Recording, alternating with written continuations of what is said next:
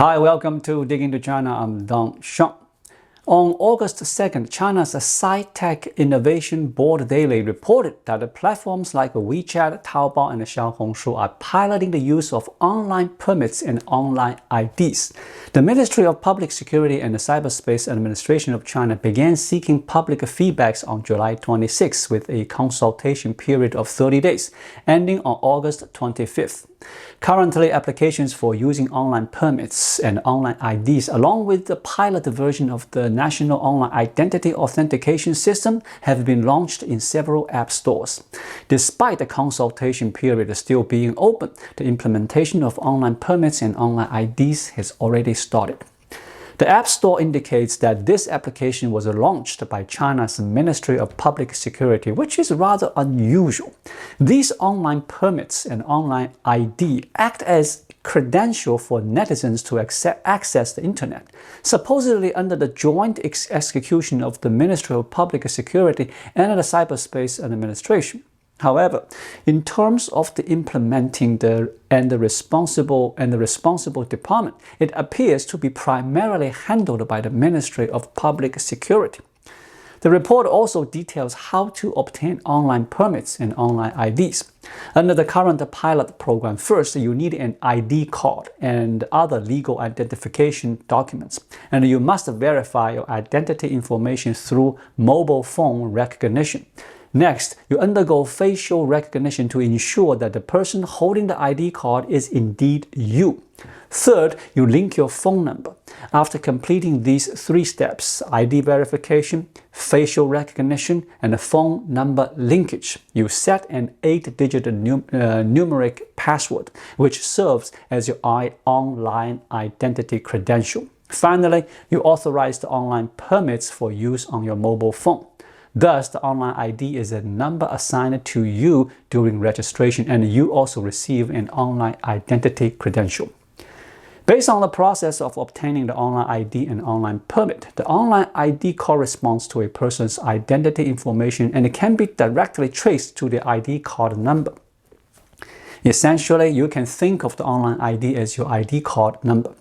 The online permit, according to the official description, carries the online ID and the individual's identity information, serving as a network identity authentication certificate.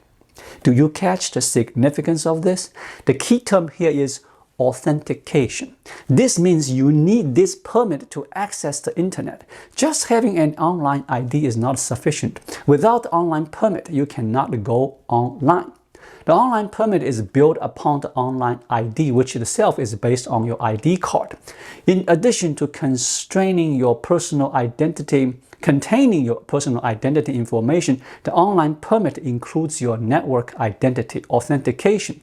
This means that your credentials and a username for other platforms and websites also need to be incorporated into the online permit. Consider this. From now on, accessing the internet in China will be fundamentally different. Previously, you could simply go online without the restriction. If you made a mistake, the Cyberspace Administration could remove or block your content, but you could still access the internet as long as you wanted. Now, with the introduction of online IDs and the permits, you can only access the internet if you have been authorized. This changes the fundamental nature of internet access. This new restriction means that while real name registration was previously implemented behind the scenes, allowing for different online personas and some degree of anonymity, the new system eliminates these virtual characteristics. There will be no distinction between front-end and back-end identities. You will need explicit permission to go online, marking a significant shift that should not be underestimated. Additionally, if the Chinese Communist Party has already implemented real name registration, why introduce online IDs and permits? This move effectively provides the authorities with a very concerning capability, the power to impose a blanket ban across the entire internet with a single action. Previously, censorship was applied on individual platforms like Weibo, WeChat, or Xiaohongshu. Users often had different usernames and varied focus on each platform. With the introduction of online ID and permits, authorities can quickly identify and target users across all platforms. Furthermore, control over online ID and permits means that even a low-ranking officer at a county police station could enforce a total internet ban on an individual. Without online IDs and permits, local police could only remove accounts or posts on specific platforms, and it required cooperation from the platform companies. However, with the new system, it's similar to phone surveillance, just as phone tapping is authorized at the county level. Any police officer could monitor and censor any citizens. The potential for abuse is substantial and could fundamentally alter the online landscape.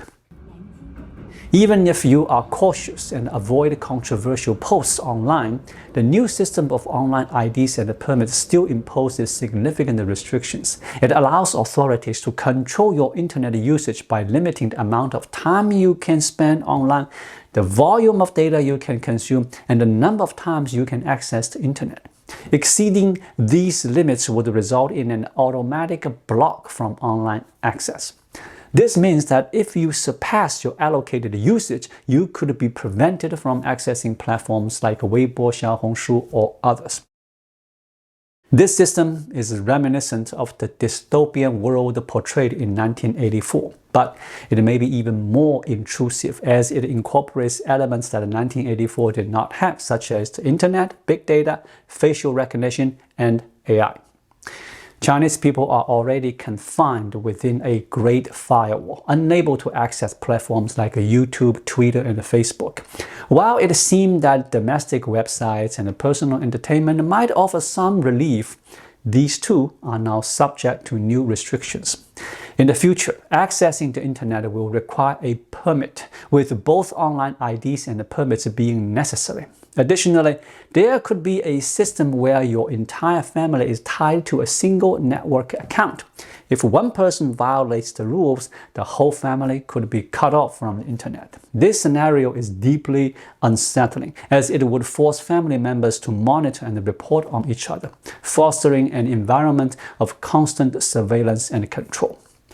It appears that the Chinese Communist Party has made a major advance in its internet authoritarianism, which explains the intense discussions surrounding the new online ID and the permit system in China. Among the strongest critics is Lao Dongyan, a law professor at Tsinghua University, known for her role as a public intellectual. Lao Dongyan has been a vocal advocate for the public and has criticized several of the CCP's extreme measures over the years.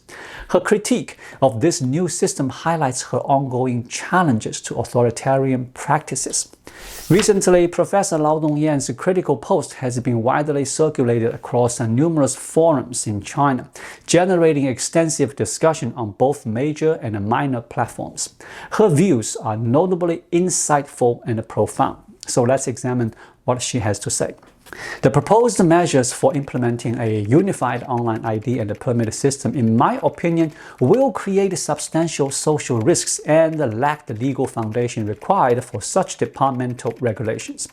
Compared to the Public Security Administration punishment law introduced in September 2023, the risks associated with this new system could be even more severe. Her first criticism is that the measures offer little in terms of enhancing the protection of personal information and instead focus on increasing control over individuals' online behavior. She suggests that the true aim of the law is to enforce stricter supervision of what people do and say online, thereby ensuring greater compliance. She points out that even minor infractions could impact your ability to browse the internet, let alone post comments. Given that over 1 billion netizens have already provided their personal information through real name registration over the past 12 years, she questions the practical value of implementing online IDs and permits. Originally, real name registration was introduced in the name of protecting the public, but its effectiveness in this regard is widely debated. Professor Lao Dongyan raises an important issue. Although real name registration was introduced to better protect netizens, online fraud remains rampant, and the resulting harm to victims has only increased. If internet use were anonymous, the risk of personal information leakage might be reduced. The upcoming online ID and permit system, while ostensibly aimed at strengthening personal information protection, actually increases the surveillance. In China, physical spaces are already heavily monitored with cameras and facial recognition, and the virtual space will now be subject to the same level of control through online IDs. This means that both real and virtual environments will be closely watched, effectively tightening control over every individual. Professor Lao Dongyan also highlights the essence of the online ID and the permit system, that the online ID and the permit system is akin to the health code app used during the COVID pandemic. The approach to governance is similar, but the new system aims to make the level of social control seen with the health code a regular and a permanent feature of daily lives. Essentially, the online ID system acts like a surveillance tool for every individual's internet activity, allowing for comprehensive and effortless collection of all online traces, including browsing history. Thirdly, Lao Dongyan argues that tracking the online activities of specific individuals amounts to criminal investigative measures. The online ID and the permit system essentially expands these investigative techniques originally intended for suspected criminals to apply to all ordinary individuals. While the measures mention that the system is voluntary, Lao Dongyan points out that this principle lacks genuine protection.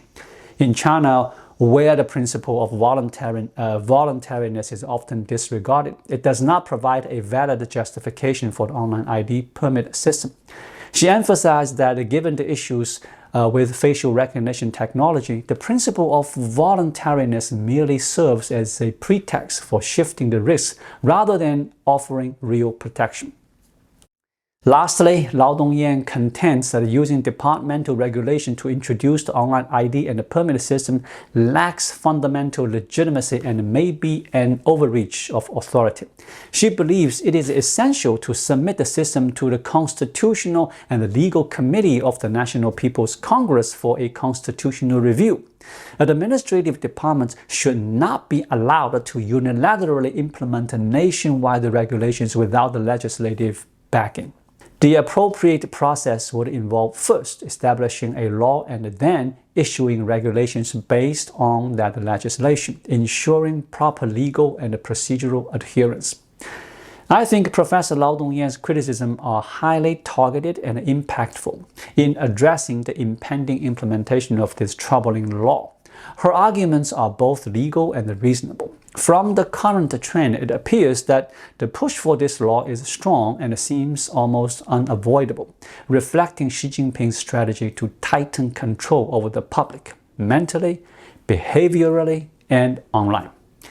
Essentially, this represents an ongoing effort to restrict individual rights and constrain personal freedom, mirroring the society depicted in 1984 for the people of China. Chinese people have largely become passive, lacking the spirit to resist. Such a harsh law would not even be discussed in other countries, let alone proposed for public input. In China, however, it is presented as a consultation draft, which is clearly a mere formality. Professor Lao Dongyan's critical post was thoroughly deleted in China, and even her inquiry into why her comments were censored was itself removed. It leaves one wondering what more can be said. Thank you for watching. Please like, leave a comment, and subscribe to my channel. Just click the subscribe button right here. I'll see you again shortly. Until then, be well.